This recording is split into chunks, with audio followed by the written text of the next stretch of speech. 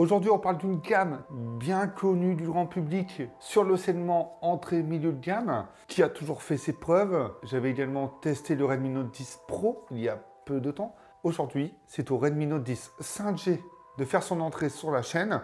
Que vaut-il? On voit ça tout de suite.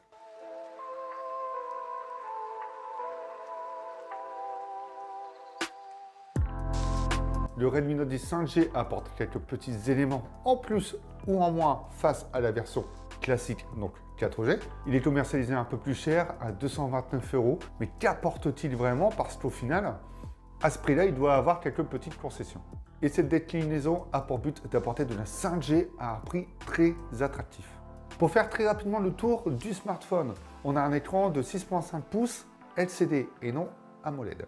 De définition Full HD+, on a un SoC de chez MediaTek, le Dimensity 700, 6 ou 8 Go de RAM, 64 ou 128 Go de stockage, une puce NFC, 3 capteurs photo dont le principal de 48 mégapixels, du Bluetooth 5.0, il filme en 4K et cerise sur le gâteau, il y a une batterie de 5000 mAh.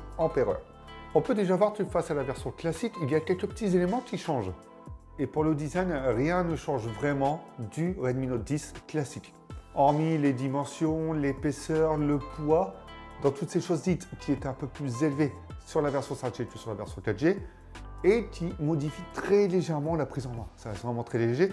Le plastique employé au dos est très agréable, il est sympa au toucher, et les reflets sont plutôt discrets dessus. Par contre, il prendra un petit peu les traces de doigts, juste un petit peu.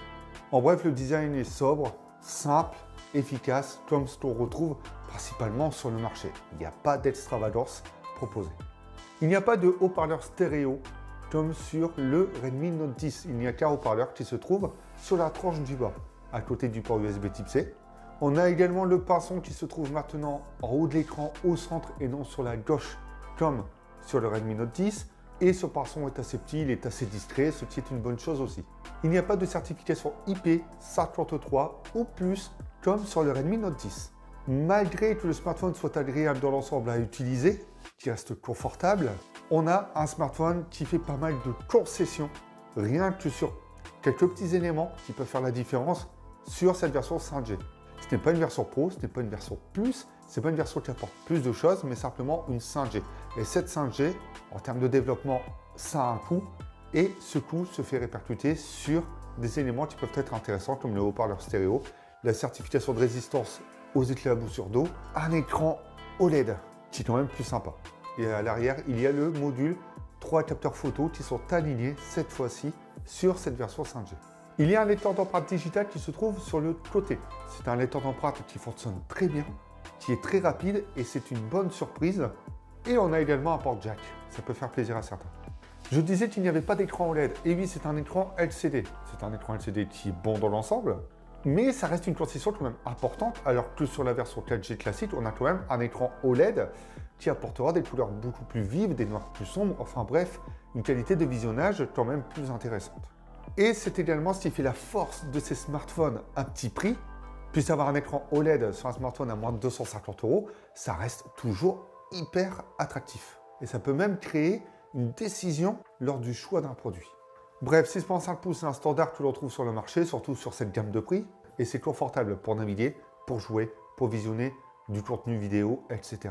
Pas besoin de plus pour en profiter pleinement. Full HD+, c'est le minimum que l'on puisse trouver également. Ça reste amplement suffisant pour apprécier du contenu sur un smartphone.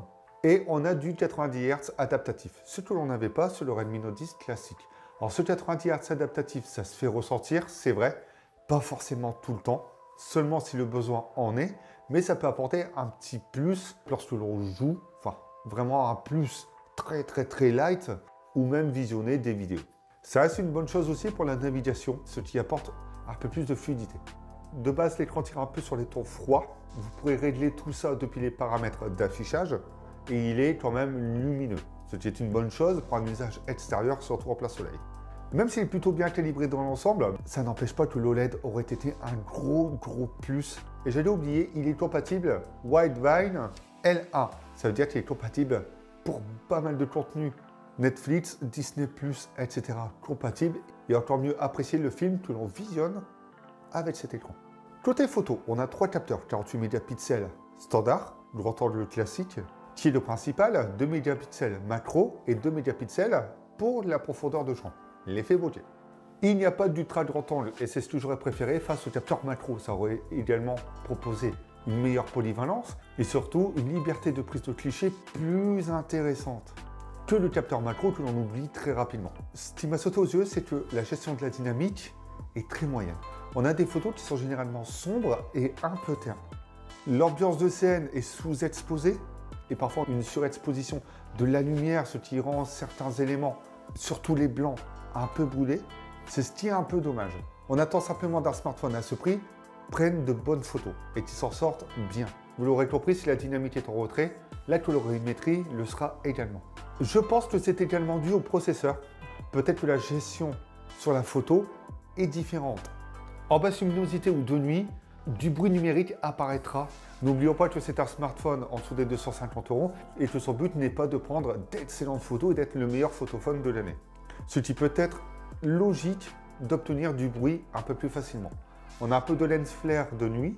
Le mode nuit permet de rattraper très légèrement ça en saturant un peu les couleurs, mais globalement, on n'a pas de gros changements, quelques petits correctifs. Suite à la gestion de la source lumineuse sur le mode nuit. Entre le mode standard et le mode 48 mégapixels, il n'y a pas un grand gap entre les deux. L'exposition est un poil poussée, mais le rendu général est quasiment similaire. Je parlais du Dimensity 700 de chez Mediatek. Un choix qui peut être intéressant, notamment pour le prix.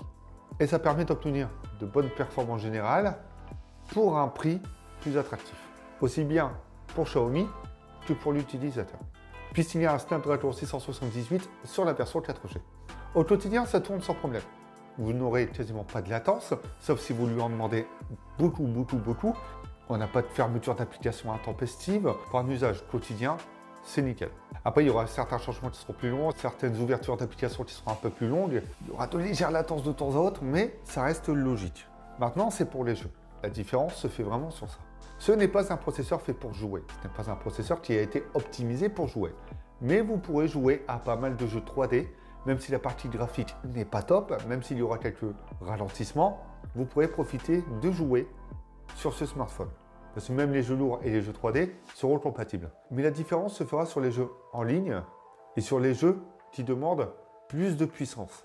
Parce que le taux de framerate sera assez bas et que le 90 Hz adaptatif ne compensera pas ce manque.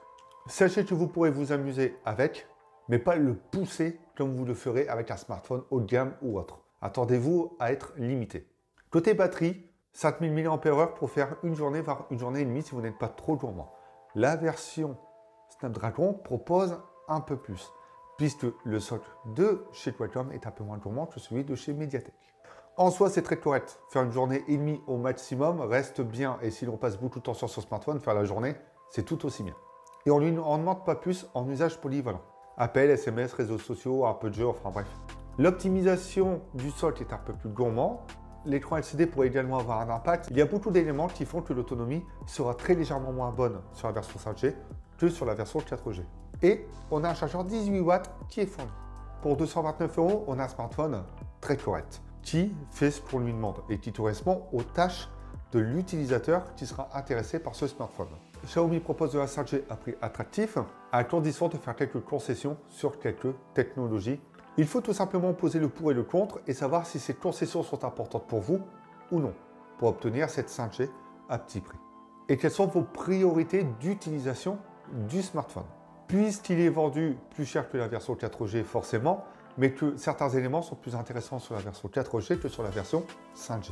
Cette vidéo est terminée. N'hésitez pas à dire ce que vous pensez de ce Xiaomi Redmi Note 10 5G dans les commentaires. C'est toujours intéressant.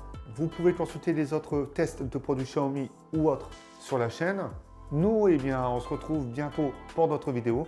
Pendant ce temps-là, prenez soin de vous.